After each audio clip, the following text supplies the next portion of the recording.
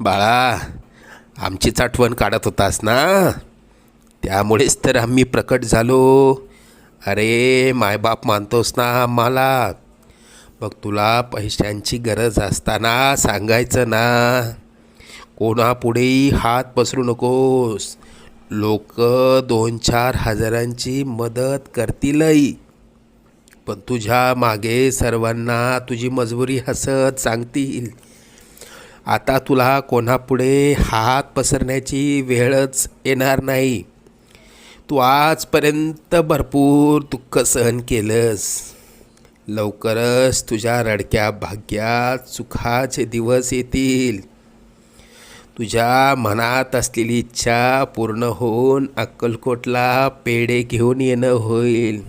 येशील ना आम्हाला भेटायला अक्कलकोटला? सगळं